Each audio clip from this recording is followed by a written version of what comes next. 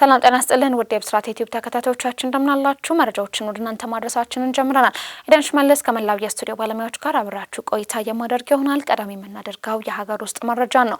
በደብረ ብርሃን ማህበረሰቡ የሚያመርተው ምርት ለልጆቹ ከመመገብ ይልቅ ለገበያ እያቀረበ በመሆኑ ህጻናት ለመቀንጨርና መቀጨጭ ተጋላጭ ሆነዋል ተባለ።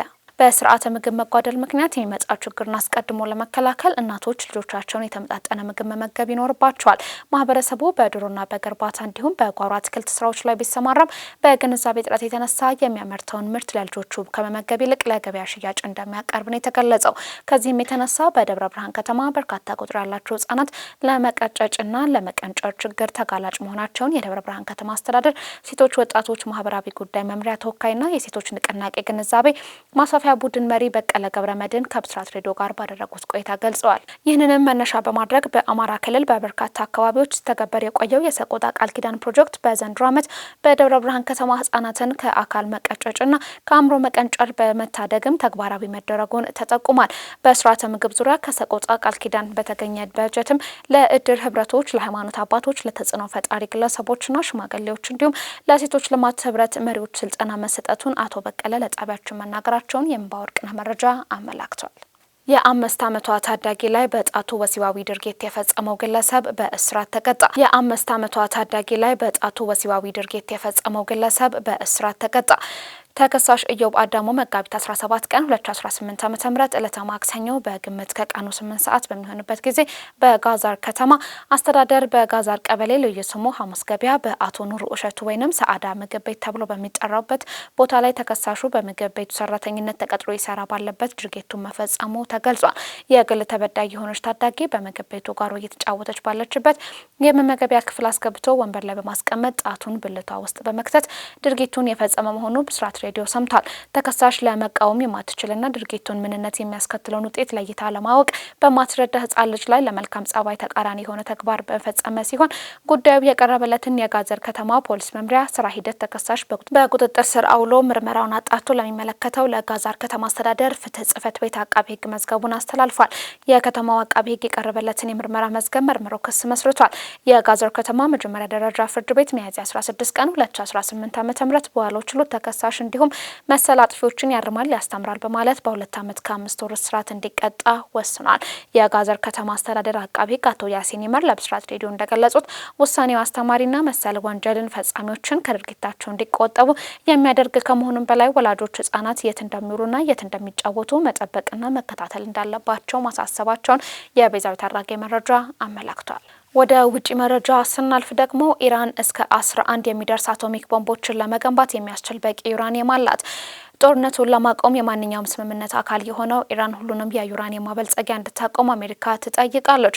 ትራምፕ ኢራን የኒውክሌር ጦር መሳሪያ ማግኘት የለባትም ሲሉ በተደጋጋሚ ሲናገሩ ቆይተው ኢራን ላይ ጥቃት ለመፈጸም እንደ አንድ ምክንያት ጠቅሰዋል። ኢራን ግን የኒውክሌር መርሃ ግብሯ ለሲቪሎች ብቻ ጥቅም ላይ የሚውል ነው የምትል ሲሆን ለአብነትም እንደ ኃይል ማመንጫ ለመጠቀም ዩራኒየም ከ3 እስከ 5 በመቶ የሚበለጽግ ይፈለጋልም ተብሏል። የጦር መሳሪያ ደረጃ ላይ እንዲደርስ ደግሞ ዩራኒየም ወደ 90 በመቶ መበልጸግ አለበት። የተባበሩት መንግስታት የአቶሚክ ተቆጣጣሪ መረጃ ኢራን ያላት 440 ኪሎ ግራም ዩራኒየም እስከ 60 በመቶ የበለጸገ ነው። በንድፈ ሀሳብ ደረጃ በተጨማሪ ከተጣራ 10 ወይንም 11 ዋና አቶሚክ ቦምቦችም ለመገንባትም በቂ ነው። ኢራን የፈረመችው የኒውክሌር ጦር መሳሪያ መስፋፋት ስምምነትም ሁሉም ፈራሚዎች ዩራኒየም ለሰላማዊ ዓላማዎችን ለማበልጸግ ለኢነርጂ፣ ለመድኃኒትና ለኢንዱስትሪን ጨምሮ ጥብቅ ጥበቃ ማድረግም የመብት እንዳላቸው በመግለጽ ቴህራን ማበልጸጓን ለመተው ፈቃደኛ አልሆነችም። በሌላ በኩል በተባበሩት መንግስታት ድርጅት የሩሲያ አምባሳደር ቫሲሊ ሌቤንዚን ኢራን ትራፊክን የመገደብና የሆርሙዝ ባህርን የመቆጣጠር ሙሉ መብት አላት ሲሉ ምዕራባውያን ሀገራት በግብዝነትና በባህር ላይ ወንበዴዎችም ወንጅለዋል። ሰሜን ኮሪያ የጎረቤቷን ደቡብ ኮሪያ ድራማዎችን የተመለከቱ ሰዎችን በሞት መቅጣት መቀጠሏ ተሰማ። በሰሜን ኮሪያ የኮቪድ-19 ወረርሽኝ በተከሰተበት ወቅት የሞት ቅጣት በከፍተኛ ሁኔታ ጨምሯል ሲል ሲኦል ላይ የተመሰረተው መንግስታዊ ያልሆነ ድርጅት ገልጿል። ከጃንዋሪ 20 እስከ 24 መጨረሻ ድረስ ቢያንስ 153 ሰዎች ተገድሏል ወይንም ሞት ተፈርዶባቸዋል።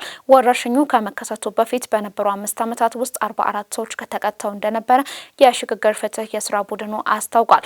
በጣም የተለመዱ ጥፋቶች መካከል አንዳንዶቹ ከሃይማኖት ከአጉል እምነትና ከውጭ የባህል ይዘት ጋር የተያያዙ ሲሆኑ የደቡብ ኮሪያ ድራማዎችን መመልከት ለቅጣቱ ምክንያቱም ሆኗል ተብሏል። እንደ አውሮፓውያን አቆጣጠር በ2015 እስከ 2019 መካከል ባሉት ዓመታት የሞት ቅጣት ቁጥሩ ቀንሶ ነበር። ለመቀነሱ ዋና ምክንያት ዓለም አቀፍ ጫናዎች የመንግስታቱ ድርጅት ጥያቄን ተከትሎ ነው።